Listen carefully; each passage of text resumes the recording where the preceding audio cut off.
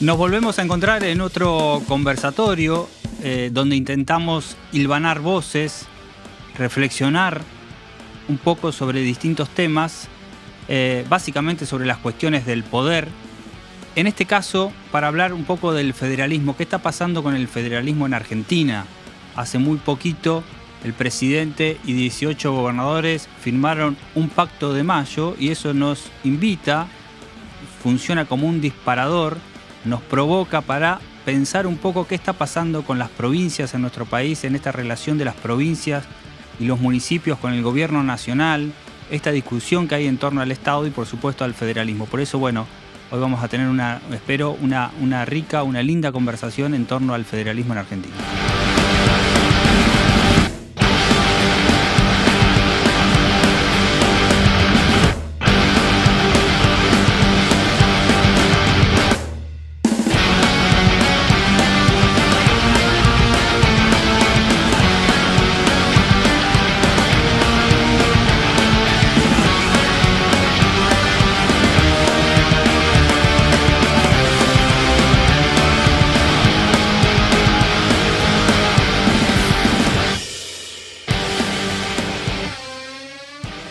El pacto de mayo que firmó el presidente Milei con 18 gobernadores marcó como un quiebre. En realidad voy a preguntar si marcó un quiebre en la relación que viene teniendo con los gobernadores, con las provincias. Había arrancado el presidente muy agresivo, confrontativo con todos los gobernadores, casi sin hacer distinción de fuerzas políticas, ¿no? Con todos los espacios políticos. Lo mismo con los diputados y senadores, con el Congreso en general. Logró la aprobación de la ley bases, reducida a lo que él pretendía en un principio, pero logró aprobarla. Y después en Tucumán tuvo un discurso como que los necesita a los gobernadores. Y los gobernadores fueron, pero después hay lecturas a regañadientes, la relación será buena, será mala. Cada uno de los gobernadores está pensando obviamente en su provincia y juega o se mueve en función de cómo se va dando, digamos, de los recursos que obtiene o no, de la coparticipación. ¿Qué está pasando con la relación presidente-gobernadores? Bueno, Carlos, gracias en principio por la invitación, Jack, Alejandro. El gobernador de Tierra del Fuego, Gustavo Mellán, no participó. Nosotros entendemos que el federalismo está totalmente conculcado. Milei es el presidente menos federalista de la democracia en estos 40 años, creo que es el menos federalista, el que menos conoce los territorios, el que menos conoce las necesidades de las provincias. No ha viajado, ¿no? No ha ido prácticamente a las provincias. Fue ahora a Tucumán, digamos, para el... Sí, si vos podés, no sé, a mí me gusta hacer comparaciones por la identidad que yo tengo partidaria, ¿no? Yo soy peronista y si pienso, ¿no?, en un Perón que vivió en la Patagonia, que fue a Mendoza, Paraná, Santa Fe, que fue a Chile, que fue al mundo y luego fue presidente, ese nivel de conocimiento claramente no lo tiene Milei. Y bueno, con respecto al pacto en sí, a mí lo que me parece es conocer, pero también involucrarse en las problemáticas de las regiones, ¿no? En el caso de Tierra del Fuego, no creo que el presidente conozca lo que está sucediendo con el valor del boleto del transporte colectivo, con lo que sucede con el congelamiento que tenemos en la provincia, desde las cañerías, todo, ¿no? La obra pública que es necesaria, la infraestructura. Esas son las cuestiones que uno les critica al presidente y que dice, para llegar a un pacto tan importante, tan simbólico y tan disruptivo como él quiere, ¿por qué, no convoca a los distintos sectores? Porque fue un pacto como de adhesión. Eso mirándolo desde el presidente, ahora desde los gobernadores, por ejemplo, que digo, ¿por qué van? ¿Por qué dejan de ir? Digamos, yo supongo que yo fui gobernadora, así que puedo decirte por qué. Sí. Iba con Mauricio Macri, que era duramente criticada por los sectores de mi propio espacio político. ¿Por qué iba, por ejemplo, a reuniones con el presidente Macri o por qué lo acompañé a Roma? No sé, muy criticada. Yo iba porque mi provincia tiene muchas debilidades institucionales. Tiene un régimen aduanero especial, como es la ley 19640, tiene la coparticipación por decreto nacional, fijado un ítem especial igual que la capital federal, que el presidente. Entonces, bueno, este tipo de presidentes autoritarios y con estas características te ponen en una situación de debilidad y si vos no tiendes a dialogar, yo creía, en mi caso, que la provincia perdía más. Y bueno, muchos entiendo que lo hacen por eso, porque necesitan la obra pública, porque necesitan que a sus comunidades le vaya bien. ¿Qué tipo de federalismo está? Bueno, el día de hoy, es un federalismo como de coerción, diría yo. Claro, de coacción. Me parece como que hay una especie de, digamos, cada uno defiende sus propios intereses, los intereses que tiene en su territorio, digamos, y llaman pacto a algo que quizás no es el pacto que uno cree que puede llegar a generar, digamos, una conveniencia mutua, solidaria. Pero si hay una promesa entonces que no es visible, digamos, le prometieron algo, van, entonces después se aseguran algún tipo de fondo. Los pactos que nosotros hemos visto, ¿no?, en el mundo, ¿no? La Moncloa, por decir unos más modernos, el pacto de Portugal, por ejemplo, con la educación. Sí. Es un pacto donde están todos los partidos políticos involucrados.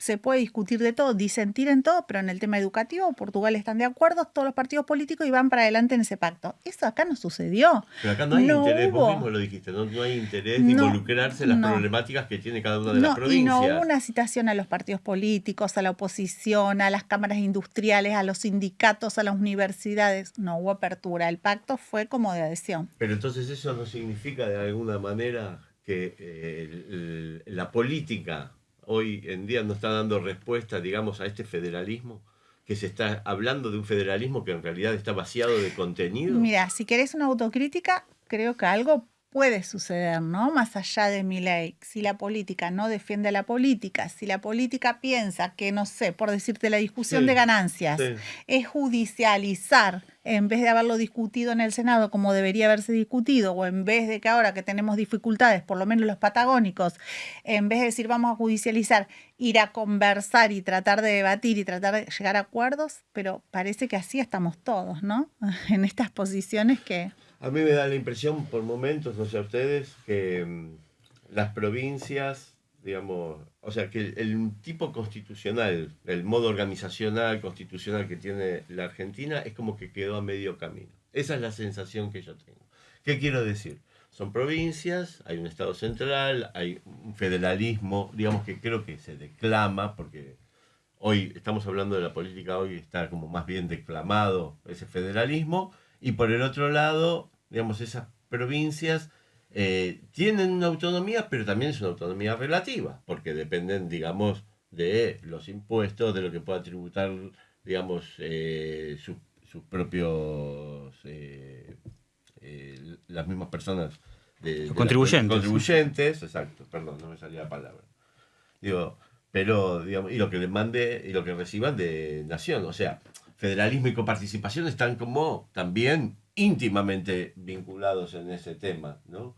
Y por el otro lado, es como que quedó a mitad del camino la constitución de lo que podría haber sido, no son estados autónomos las provincias, digamos, sigue teniendo un modo de organización, digamos, constitucional, pero dependen también de un poder central, no tienen la autonomía que necesitan.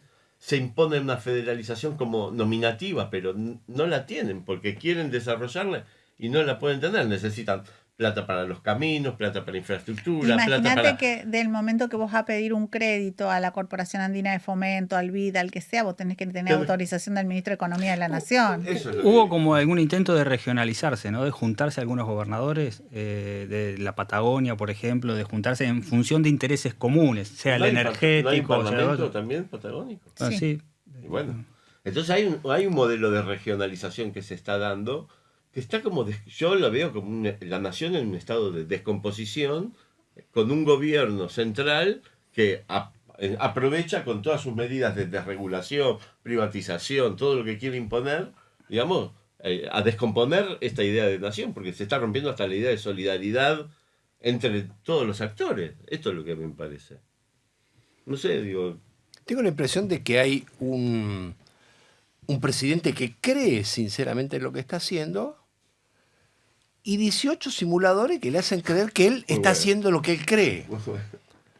A tal punto que ninguno de los 18 gobernadores ni siquiera lo codeó cuando hizo firmar el pacto a la Secretaria General de la Presidencia. Ustedes saben el rol que tiene la Secretaría General de la Presidencia en el dispositivo presidencial argentino. Se encarga de la logística.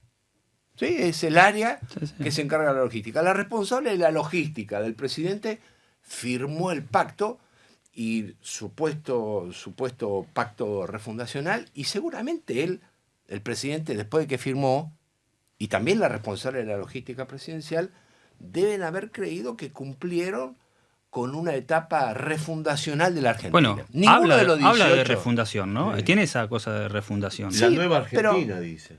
Pero ninguno de los 18 gobernadores se lo creyeron. Están ahí porque con una enorme capacidad para la maldad, el presidente, en los primeros días de su gobierno, congeló el presupuesto 2023 para 2024.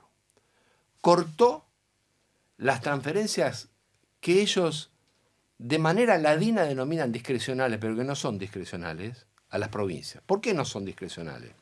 Porque el fondo para el incentivo docente, el fondo para el sostenimiento del boleto de colectivo, que es el fondo del transporte, los fondos para obras públicas, son todos fondos no discrecionales, sino que son regulares, se han mantenido durante mucho tiempo permanente y están avalados por normas, algunos por leyes. Por lo tanto, ahí discrecionalidad no hay. Se diferencian de los fondos coparticipables, que son por transferencia automática, lo que se llama por goteo. Pero no son discrecionales. Discrecionales solamente son los ATN, que se asignan de manera legítima en función del 1% de la coparticipación. Eso sí es discrecional, todo lo demás no es. Bueno, el presidente le cortó todos los fondos a las provincias, especialmente a 13 provincias, le cortó el financiamiento de sus cajas de jubilaciones, eliminó la obra pública provincial, 87% se redujeron los gastos de capital, 85% se redujeron las transferencias a las provincias. Pero además le cortó los fondos a las universidades, que están en el territorio nacional, disminuyó la inversión en salud, en educación. Por lo tanto, me parece a mí, lo digo con mucho respeto, porque no sé estrictamente lo que sucede, pero creo, lo digo con respeto para los gobernadores, creo que los gobernadores fueron allí porque están esperando que este hombre que está simulando, en el marco de su simulación, afloje algunos recursos. Bueno, es cortito eso. Eso se va a revelar en poco tiempo. Van a ver si hay una respuesta de eso, o de esa situación o no. Sí, o qué pasa con los que no fueron y qué pasa con los que fueron. Pero hay otra realidad. Y es la realidad de lo que pasa con la sociedad argentina. Y un segmento importante, no sé si es mayoritario, un segmento importante de la sociedad argentina tiene derecho a tener esperanza y tiene cierto grado de esperanza. Por lo tanto, los gobernadores no van a ir ni en contra del flujo de los recursos, ni van a confrontar con una proporción de la sociedad que tiene esperanza. Ahora, para mí es muy importante, y quiero destacar, la decisión de los que decidieron no ir. Porque ellos están yendo en contra de la comodidad de simular para tener los recursos y están plantándose con respeto, pero con firmeza, frente a una sociedad que quiere tener esperanza, pero que ellos le advierten que el camino no es ese. El federalismo argentino... Ahora, poniéndome del otro lado, te puedo decir, bueno, vos tomabas el tema de la opinión pública, digamos, no sé si favorable o no, pongamos mitad y mitad, 50%, no sé, pero en las provincias de los gobernadores que decidieron ir, tal vez tenga mejor imagen que en las provincias de los gobernadores que decidieron no ir. Digo, provincia de Buenos Aires, Formosa, no sé, el caso de Tierra del Fuego, digamos, donde Milei o el presidente no tiene los niveles de imagen que por ahí tienen otras provincias, por lo tanto el gobernador dice, bueno, en contra de mis ciudadanos, que yo, digamos, no ir, me pueden ver como alguien que está obstaculizando al presidente en el cual depositan cierta esperanza, cierta expectativa. Sí, ¿no? Es muy probable. Ahora, ustedes conocen esto mucho mejor que yo. ¿Ustedes creen realmente que algún gobernador se toma en serio el contenido del supuesto pacto? ¿Que algún gobernador le da trascendencia a la cláusula que dice respetar la propiedad privada? Cuando ya están todos lados, por eso, ¿no? La Constitución. Una generalidad. La inviolabilidad. La inviolabilidad de la propiedad privada. Es decir, una cosa muy básica. Nadie se lo cree. El presidente sí lo cree. Ahora, hay que tener cuidado con este efecto de simulación, porque de tanto simular se puede encontrar con que hay cosas que se transforman en realidad. Por ejemplo, uno de los puntos plantea de manera encubierta marchar a un sistema jubilatorio que incorpore un subsistema privado de capitalización, que eleve la edad jubilatoria de los varones a 68 años y de las mujeres a 65, porque esas son las propuestas que hay detrás de ese gran rótulo. Por lo tanto, me parece que sí es tiempo de ir ocultando qué hay detrás de lo que fue una gran simulación y que no va a tener ningún efecto en lo inmediato respecto de los 10 puntos. Más aún, como ustedes saben, eso termina, o mejor dicho, sigue con la consolidación de un consejo para el acuerdo de mayo, el pacto de mayo. Va a haber un representante del Congreso, un representante de los empresarios y un representante de los trabajadores. Es decir, que ustedes se imaginan que es imposible elegir uno. Que creo que los trabajadores ya dijeron que no van a estar. Y bueno, digo, ¿de qué espacio político? ¿No? O sea, eso es una gran simulación. Sí. No hay que tomarlo en serio al hecho, sino a las consecuencias. Ahora, ¿cuál es la necesidad, más allá de que está convencido el presidente y de que tiene esta cosa refundacional, todo el tiempo dice, hicimos tal cosa, el más grande de la historia, el primero en la historia, digamos, toda esa cosa como refundacional, digamos, pero ¿por qué lo hace? También necesitaba, así como con la ley bases, que necesitaba dar señales de que el Congreso le aprobaba algo, de que algo podía obtener del Congreso. Lo mismo de los gobernadores, o sea que tenía esa necesidad de mandar, no sé, digo, a los organismos de crédito, a señales de que tiene cierto respaldo, que no está todo el tiempo peleándose. Carlos, y no. Como no hay ninguna solución a nada. ¿Qué se les resuelve a un ciudadano argentino hoy? Más allá de los ciudadanos que creen en que la desregulación, no sé, que no le va a cobrar más cuando vas a patentar un auto, el registro automotor, más estas cosas que sí molestan, porque hay cosas que han molestado a los ciudadanos argentinos del Estado argentino, si vos querés. Tenemos esa obligación de reformular, que estuvo bien, que no, que funciona bien, que no.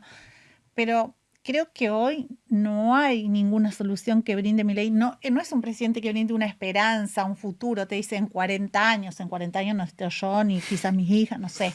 Entonces, creo que estos gestos, no sé, la ley base es obvio, lo necesita para el Fondo Monetario Internacional. El acuerdo, el pacto con los gobernadores también para mostrar afuera. El desfile, porque podemos hablar del desfile también, ¿no? Sí. Muy simbólico en el podemos hablar de lo que quiera. Esa, ¿no? O sea, creo que son gestos que él quiere dar hacia la sociedad de que las cosas van, pero la verdad es que las cosas no van, porque tampoco vemos una baja en la inflación, es verdad, algunas cosas han bajado, pero no lo que uno espera cuando va al supermercado. Que es su gran apuesta, ¿no? Porque parece que se justifica la no gestión en el resto de las...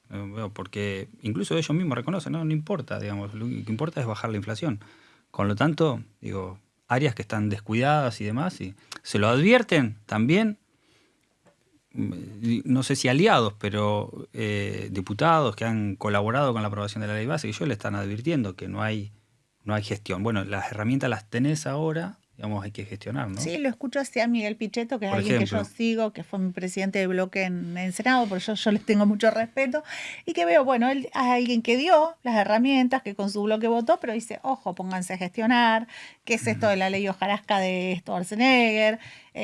Pónganse las pilas, pónganse a trabajar. Y parece ser que el gobierno no toma esas apreciaciones, no las toma en serio. ¿No? Veo diputados que hicieron un esfuerzo, algunos de provincias que son peronistas, que votaron, pero yo no veo que hay... Yo no creo que tenga, digamos, una valoración de la política, ni de los políticos, por eso, digamos, su definición de casta y el modo en que se maneja desde el inicio de la gestión, ya dando ese discurso de espaldas al Congreso que me pareció, digamos, desafiante y terrible realmente, me pareció terrible. Y por el otro lado, digamos, generalmente por el tipo de medidas o por aquellas cuestiones que habitualmente va tomando, como la idea de la desregulación, la idea de la descentralización, la idea de la privatización, su deseo de convertibilidad, digamos, o de monedas, o paquete de monedas. Por todo eso, digamos, muchas veces es comparado, digamos, con una política como la que pudo haber llevado Menem en su momento, pero no cuenta con un espacio político, digamos, como el que tenía Carlos Menem, ni con la experiencia política que que había, digamos, transitado Carlos Menem siendo gobernador, militante político, estuvo preso, digo, no sé, digo, nada de todo eso lo atraviesa. Ahora, y así todo, creo que tiene una picardía, digamos, Milei, en el sentido del modo de construcción, ¿no? Esa construcción la fue a hacer afuera. Construye afuera, digamos, ese relato que necesita para poder empezar, digamos, a endilgarse un lugar dentro de la política, digamos. Como que va afuera para validar lo que hace adentro. Y algunas cosas no le están saliendo. La de Brasil no salió demasiado bien, ¿no? Pero mira, hay países a los que no fue. Y el fin de semana me manda un amigo que está estudiando en una universidad de Portugal carteles tremendos de los partidos, dice, bueno, de la economía austríaca, Javier Milei. Terribles carteles en todo Lisboa. Mira. Entonces, yo creo que a lugares a donde él no va, él, bueno, quizás su día a día de la Argentina no valora al pueblo argentino, no valora la política, no valora nada, pero él está haciendo una construcción afuera que le importará poco si le va bien o mal como presidente, sí, porque esa construcción afuera quizás ya le va a pagar a él, ¿no? Sí, yo pienso eso. Porque es un poco eso. Ahora, volviendo un poco también al federalismo, hay una figura, un diputado, Espert, que creo que tuvieron sus idas y vueltas con Milei y ahora parece que es alguien a quien el presidente escucha bastante, que varias veces dijo, por ahí pasó desapercibido, pero varias veces dijo que habría que invertir el sistema de coparticipación, que las provincias y los municipios deberían ser los que recaudan y que en todo caso compartan los recursos. Eso pasó varias veces, pero lo repitió en varias circunstancias. Bueno, Milei del tema no sabe y Espert no lo puede asesorar mucho al respecto. Son modelos conceptuales sin experiencia que terminarían desfinanciando a la nación. Imaginemos qué sucedería en la Argentina si los que recaudan son las provincias y los municipios. Bueno, Milei y Espert tendrían que ir a golpearle la puerta a los gobernadores para que le transfieran, ¿sí? Uno puede decir, bueno, habría un sistema automático. Bueno, pero si quieren ir a un Estado cero, digamos, como dice el presidente que quiere destruir absolutamente todo el Estado. Claro, lo que pasa es que el Estado cero, en la concepción teórica de Milei y Espert, puede existir, en la realidad no. Porque desde que se conformó la Confederación Argentina, la República Argentina y la Nación tienen la responsabilidad de llevar adelante la política exterior, la defensa nacional, la administración de las aduanas, la emisión y el control de la circulación de la moneda. Y todos los países que están mejor rankeados en el índice que admira Milei, que es el índice de libertad económica, tienen una estrategia de desarrollo. Luego, algunos tienen un Estado más o menos sobredimensionado, pero nadie renuncia, ningún Estado y ningún gobierno dentro de ese Estado renuncia a tener una estrategia de desarrollo. Por eso es tan importante que algunos se le vayan animando.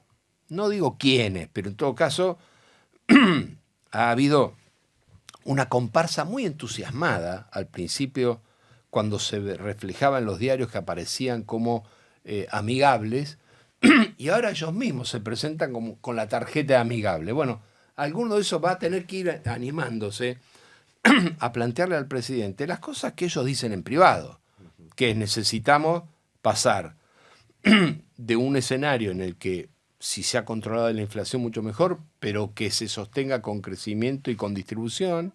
Necesitamos una Argentina que tenga en el federalismo una estrategia de desarrollo. Argentina no puede seguir sosteniéndose sin resolver la cuestión de las grandes obras de infraestructura, la conectividad universal, la logística y el transporte multimodal, los corredores bioceánicos, el agregado de valor, la posibilidad de aprovechar la vinculación enormemente armoniosa que puede existir en la Argentina entre el conocimiento, el desarrollo, la ciencia y la tecnología.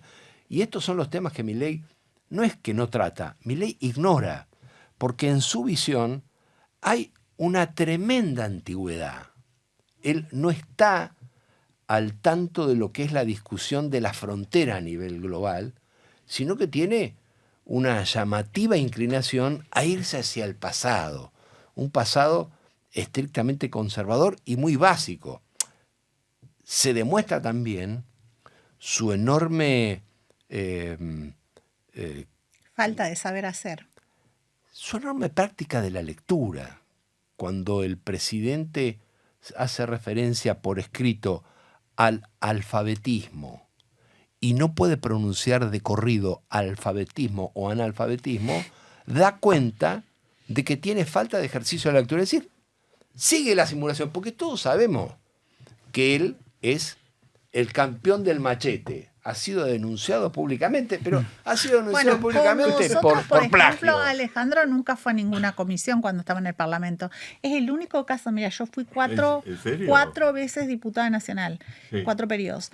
Él nunca vi, por lo menos en mi experiencia, un diputado que no esté inscripto en las comisiones, que no haya elegido una comisión. El reglamento te exige que estés en 5.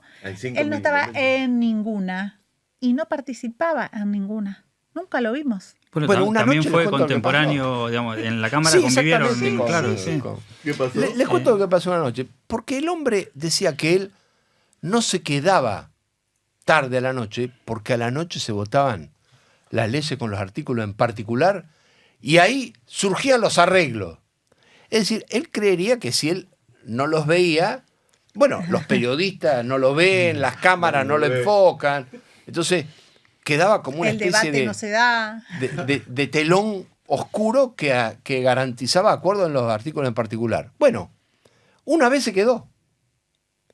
Y esa noche votamos, por ejemplo, que nuestros abuelos, los míos ya fallecieron, pero los abuelos de ustedes, de otros, no tuviesen que hacer nunca más el trámite de fe de vida. Ese engorroso trámite de ir al banco a demostrar que el abuelo o la abuela está viva. O si no, tener que ir el hijo o la hija. Mi madre está en silla de ruedas. Yo mismo al Banco Nación, que por suerte ya había excluido esa condición. Votó en contra. Él votó en contra de que se termine el trámite de fe de vida. Pero no le alcanzó con eso. Y de entrada nomás vino otro artículo que decía que el 18 de julio, el día en el que se recuerda el atentado, el trágico atentado a la AMIA, fue ese día de duelo nacional. Votó en contra. Bueno, no quedó ahí, lo pensó y a los 5 días mandó una carta diciendo voto a favor, no voto en contra. 5 días. Imagínense si la presidenta, una compañera muy querida, Cecilia Moró, accedía a ese pedido, se termina la seguridad jurídica en Argentina, porque si cada uno de los diputados dice ahora cambio, no hay ninguna ley nunca. Es muy bueno. Bueno, esa era mi ley. Él dice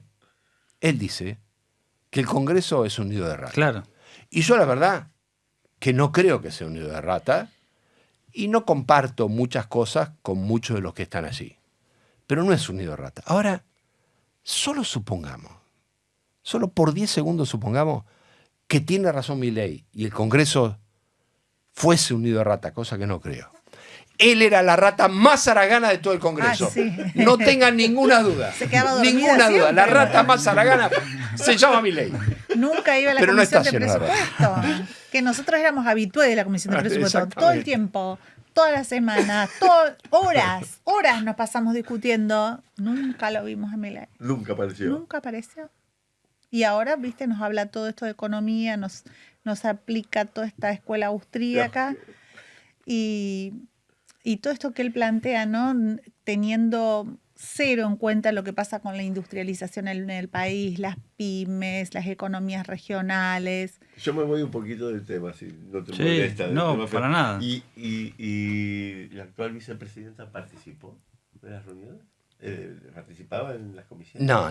Tampoco. No, eran dos diputados los dos se manejaban al margen de las comisiones. Sí. No sé, quizás Villarroel en algunas, en las que yo estaba, no, por lo menos. No participaba. No. Bueno, no estuvo en el pacto de mayo, ¿no? Dijo que tenía gripe. Bueno, sí. Al día siguiente estuvo en el desfile. Al día siguiente estuvo en el desfile. Bueno, pero ahí había tanques. Había tanques para pilotar. No hay que olvidar que mientras era presidente Alberto Fernández, ella que era vicepresidenta electa, le caminó toda la fuerza de seguridad y las Fuerzas Armadas. Claro. Sí. Sí. Quizás algo, Alejandro, que nosotros no hacemos, porque, mira, normalmente a los diputados, a los senadores, a los gobernadores, las fuerzas tienen su día, ¿no? La prefectura nacional, que es algo que yo amo, porque en el sur es muy importante. Ellos te invitan, la fiesta es en Zárate. O sea, nunca, no vamos los diputados al acto. Y ella iba. Cumplía. Ella era la única diputada. O sea, ella iba a todas las conmemoraciones, todos los días de la fuerza, todos los homenajes. Bueno, quizás también son espacios que nosotros dejamos, ¿no? Yo en ese caso, Rosana, me refería, y es muy pertinente lo que vos planteás, me refería al periodo en el que ella era ya vicepresidenta electa y todavía no había asumido. Pero antes de serlo, ella ya tenía esta lógica. A mí me sorprendió en Tierra del Fuego, ¿no? La gente no podría haber votado nunca a Milei, ¿no? Una ciudad, provincia que tiene un régimen industrial, que necesita de la nación, que tiene un problema geopolítico, que tiene la situación con Malvinas, que él tanto se había referido a Thatcher. Bueno, esa noche, a ver, por ahí lo de Milei, yo iba con mis compañeros y bueno, me decían estamos cansados, bueno, me explicaban por qué no votarían y por qué votaban a Milei. Pero nunca me imaginé la adhesión que Villarroel había concitado. Y esa noche, cuando yo veo tantos votos, digo, ¿cómo puede ser esto? ¿No? Porque realmente, bueno, lo de Milei sí lo entendía en algún punto sin comprenderlo, pero bueno, lo podía ver. Y me dicen, mirá, lo de Villarroel con las Fuerzas Armadas es terrible. Y me empieza a mostrar un compañero y toda la historia, ¿no? Del padre de Villarroel, de los libros del abuelo en la Armada, de que de esos 10 libros que escribió el abuelo aún se estudia en la Marina. Y bueno, era impresionante en una provincia que tiene una impronta muy importante, ¿no? De lo que ha significado las fuerzas en el sur. Y ahí el nivel de adhesión hacia Villarroel era casi más fuerte que hacia Milei. Da la sensación que el acto de, digamos, que el desfile era como el acto de ella, al cual se suma Milei, ¿no? Pero era como que ella, digamos, era su ámbito, digamos, su lugar. Claro. Y de hecho, nos salimos un poco, pero no tanto. Digamos, cuando a Milei se lo inscribe en esta llamada nueva derecha a nivel global, que tiene enormes diferencias, digamos, ahí metemos presidentes o candidatos que son proteccionistas, que son nacionalistas, que son, digamos, cosas diferentes a lo que es Milei. El nacionalismo no es algo que Milei, digamos, lo sienta, lo exprese, lo comparta, lo adhiera. De hecho, vos mencionabas recién en la campaña lo de Malvinas, y bueno, no recorre el territorio, ¿no? Digamos, infinidad de variables por la cual no es algo que lo una a esa nueva derecha, digo, se abraza con Trump, cuando Trump trata de ser más proteccionista de cosas, se abraza, bueno, Giorgia Meloni, Le Pen y demás, cuando no hay algunos puntos en comunes, pero hay otros que son muy diferentes. El nacionalismo, en ese caso, no es el tema que más adhiere Milei, ¿no? Es cierto. Ahora hay cierta quietud, en todo caso, alguna falta de coraje o quizá alguna comodidad, porque hay que plantearle al presidente Milei, a la opinión pública, que no hay ninguna incompatibilidad entre tener orgullo de nuestras Fuerzas Armadas subordinadas a la democracia, respetuosas a los derechos humanos, con una reivindicación permanente, no vergonzante y militante de la condena a quienes violaron sistemáticamente los derechos humanos en la Argentina y que exista memoria y justicia hasta que el último de ellos sea castigado o sancionado por la justicia. Hace poco se cumplieron ya 48 años de la muerte de los 5 curas palotinos, por ejemplo, una de las tantas causas que sigue sin tener justicia y sobre las cuales seguimos teniendo memoria. Ahora, si se deja avanzar esa lógica de que porque hay un desfile militar, entonces hay un sector minoritario de la política, porque sigue siendo minoritario, que se apropia de las Fuerzas Armadas en contra del resto de la sociedad, se está cometiendo un maniqueísmo al cual hay que ponerle freno. Y en ese caso, como en el caso del federalismo, los partidos políticos están muertos.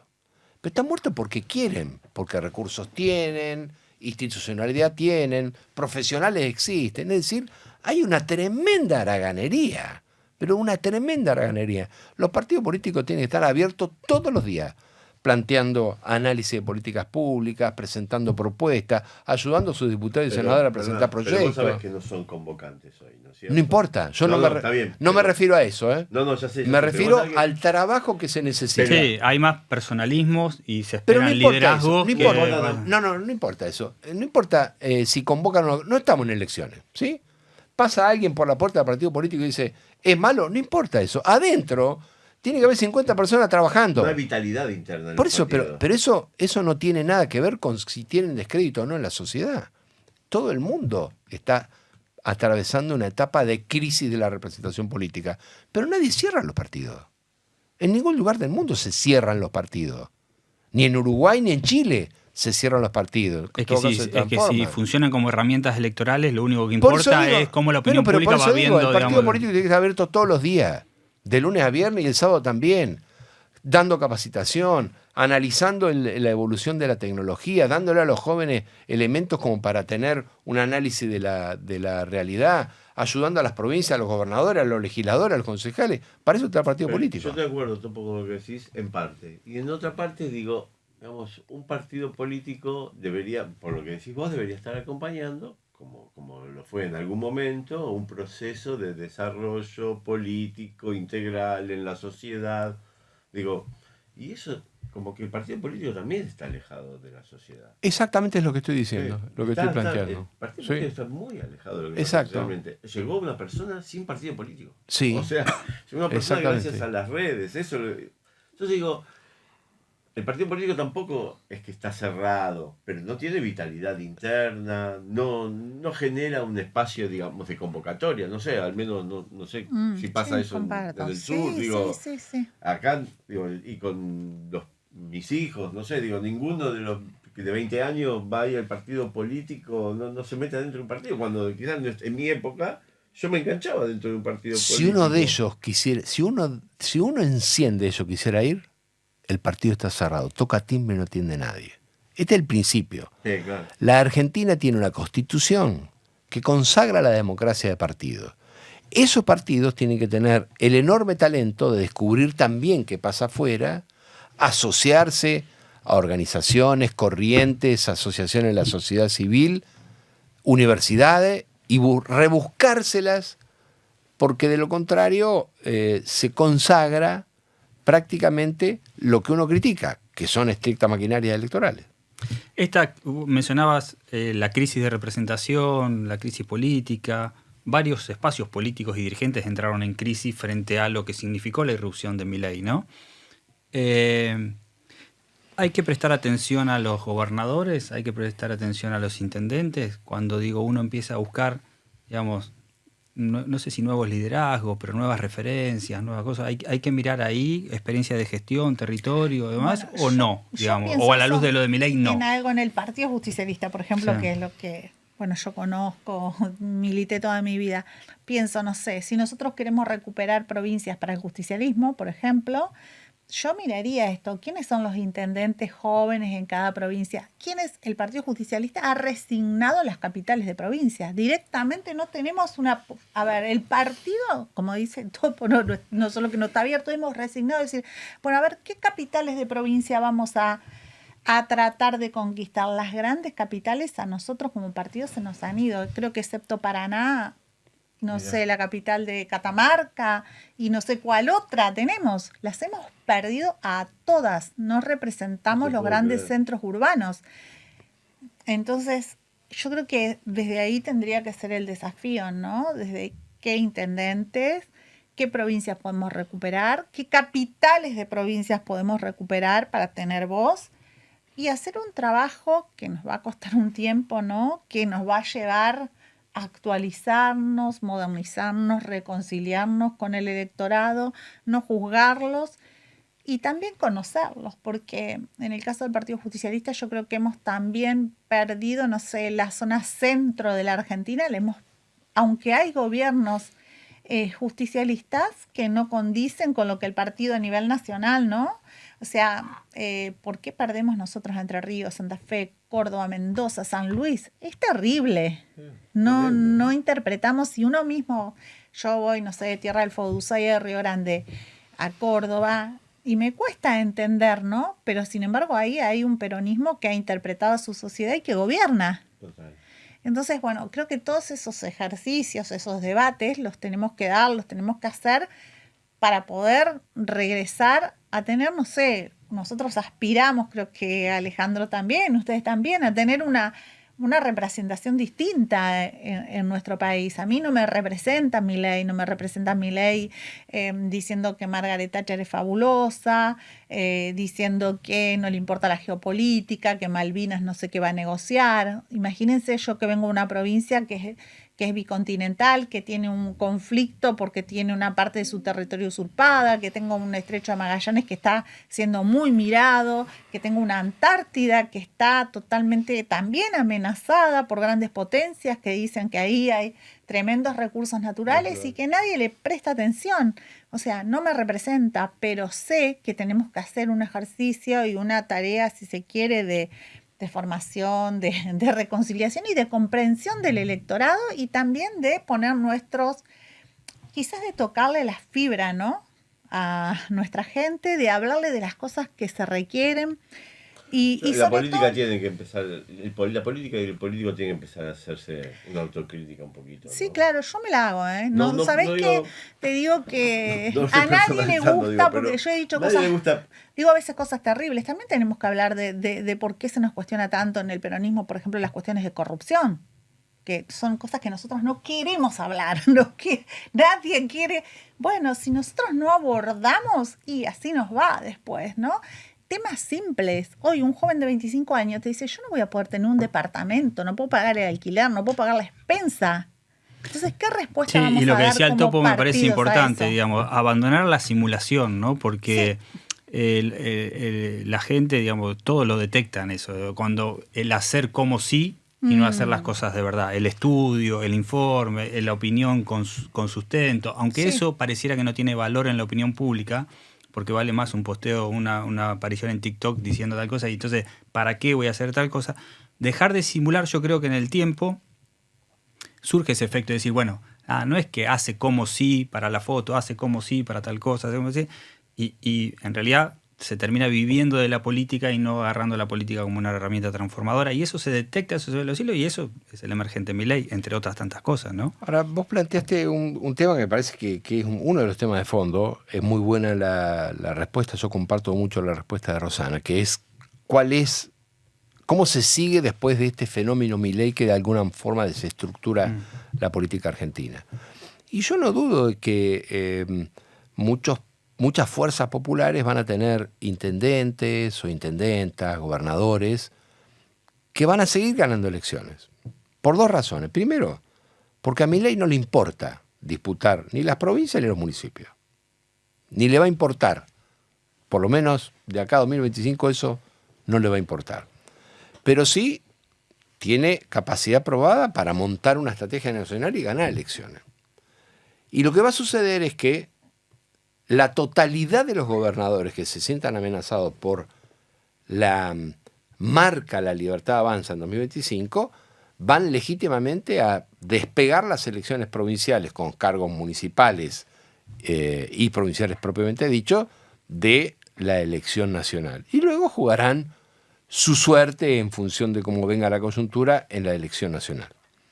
Ahora, el gran desafío es comprender que no existe más el ya deshilachado sistema político de partido que existía hasta antes de Milei, y hoy hay una nueva coalición en la Argentina en lo político. Milei es la cabeza de una coalición que ya se comió al PRO, no importa lo que haga el partido, en la sociedad ya se lo comió. Con un especial llamado de atención a los amigos y compañeros que son del peronismo de la provincia de Buenos Aires, que comprendan que la sociedad del peronismo perdió la elección pasada. Porque la suma del candidato a gobernador del PRO más la candidata a gobernadora de Milei da 51%.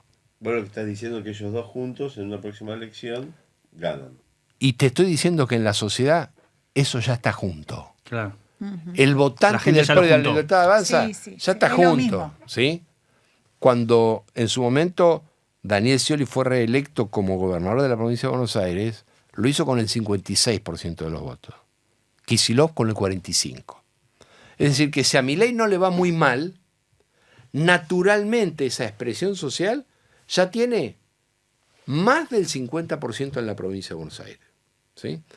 Por lo tanto, si no se construye de manera muy sincera una nueva fuerza política, una coalición muy amplia en cuanto a representación, que no sea solo política, sino multisectorial, muy frentista, que tenga a sectores no mileístas ni macristas del radicalismo, y lo digo con entusiasmo, Facundo Manes, a sectores del peronismo que no son mileístas, y aunque hoy no estén en el kirchnerismo, lo digo con mucho entusiasmo, Natalia de la Sota, más los sectores del peronismo que tienen una visión de crecimiento con justicia social en la Argentina, algunos sectores que estuvieron en el PRO y hoy no comparten la visión de Milei.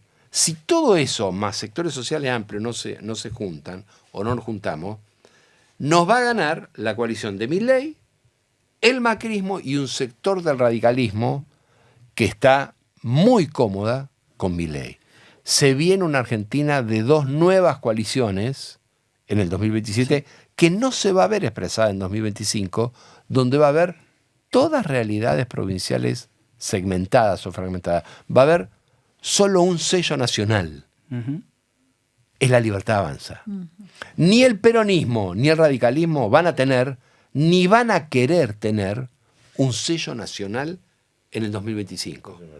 Pero hay una fuerza que sí lo quiere tener, que es La Libertad Avanza. Tiro uno de los últimos disparadores, no es que nos corra el tiempo, pero la conversación... Yo se la quería picantear recién. Sí, claro.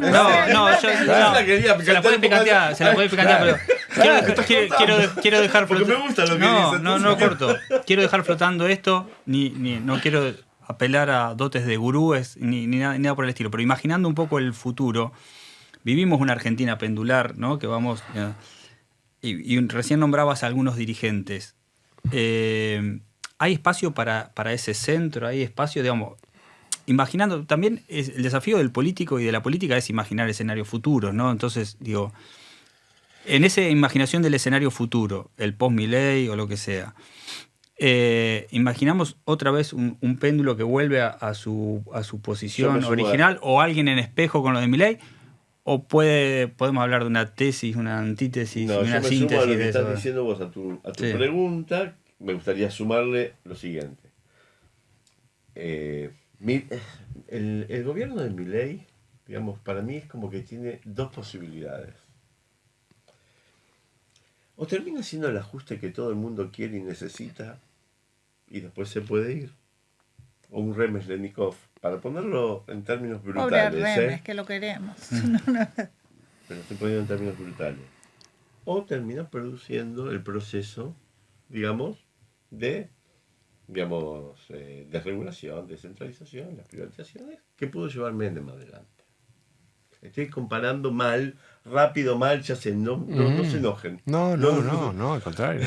No. Te conozco esa mira. No.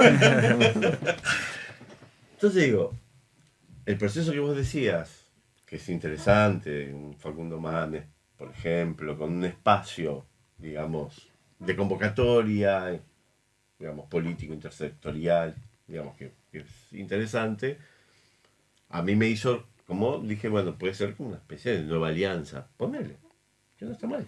Sí, yo lo que veo en Manes también es, digamos, alguien que tiene legitimidad por no haber atravesado la gestión, se va a buscar a alguien que, digamos, que tenga la legitimidad de no haber atravesado la gestión con problemas, o sí, digamos.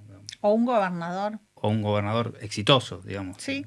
Y por el otro lado, si no fuese esa gran devaluación y ese proceso de Remes, digamos, tendría que ser otro esquema, digamos, más como un grupo de los 8, no sé cómo se llamaría, digamos, en función de lo que había enfrentado al menemismo en su momento.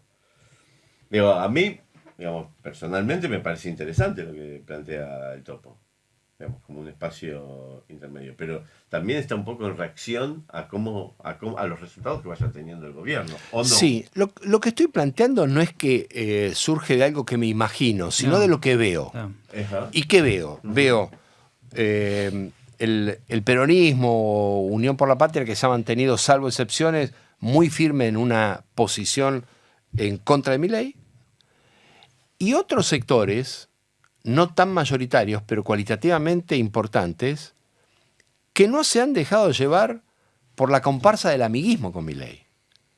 Y digo, Mónica Fein, socialismo de Santa Fe. No. Facundo Manes, con la Constitución en la mano y hablando de justicia social. Evitando el corazón. Y Natalia de la Sota. Yo lo que veo es emergentes que no han tenido, en el momento en el que Milei es más fuerte, ningún problema en ponerle límites. Sin sobreactuación, sin agresión, incluso con propuestas. Sin querer poner palos en la rueda. Exactamente. Ahora, frente a cualquiera de las contingencias, tengo la impresión de que Argentina va a ir a una coalición muy amplia para ponerle un límite y para plantear una alternativa frente a Milei. No veo que estén dadas las condiciones para hacerlo en 2025 por la dinámica de las elecciones provinciales. Pero veo que hay condiciones para que gobernadores y estos dirigentes que hemos mencionado recién puedan encontrar un núcleo de acuerdos, un consenso fuerte en torno a los 4 o 5 ejes que hoy ya no se discuten en el centro del progresismo de la Argentina, en la visión más nacional y popular, y que además esa fuerza política pueda tener 2 o 3 fórmulas e ir a una interna abierta. Sí.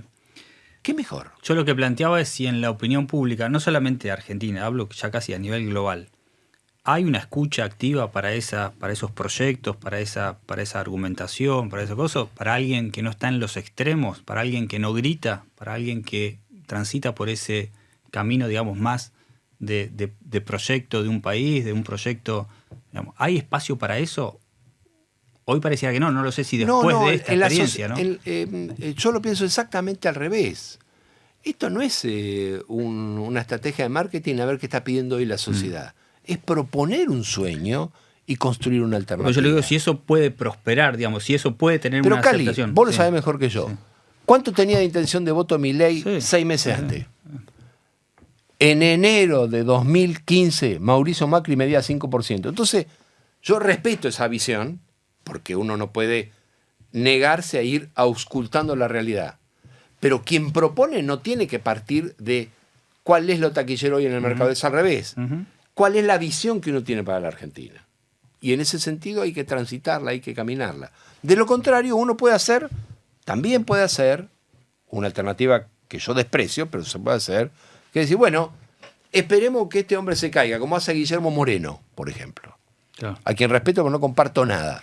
Entonces, él plantea, pero permanentemente plantea, en una visión claramente golpista. Lo respetás porque lo ves convencido, digamos. Sí, pero hay que decirlo, es una actitud claramente golpista que hace mal a la democracia argentina, que es esperar o desear que el presidente se caiga. Este presidente tiene que terminar en 2027, el 10 de diciembre, y le tenemos que ganar, no se tiene que ir. Entonces, creer que el presidente se va a caer. Y como el presidente se va a caer, ¿qué hace uno? Espera, ¿sí? Y supuestamente arma un plan de gobierno, como si nosotros no tuviésemos... Sí, sería el peor de los caminos, porque además eso no te obliga a atravesar ninguna autocrítica, no nada, desesperar. Por eso, digamos, entonces, lo que hay que ir construyendo es una alternativa. Y la mejor forma de construir una alternativa es ponerle el intensos límite democrático a Milei hoy, como mucho se ha hecho en el Congreso. Sí, comparto. El Parlamento para mí tuvo un rol importante ahora y va a seguir teniéndolo. Coincido. El Senado ya le rechazó el DNU 70-2023. En 5 minutos se puede constituir una mayoría que también se lo descarte en la Cámara de Diputados de la Nación. Hubo actitudes que a mí me parece y acciones que a mí me parece que en silencio han permitido ponerle límites a Milei, y Milei lo ha comprendido, por eso terminó sacando una ley base que se parecía muy poco a la refundación inicial de la Argentina.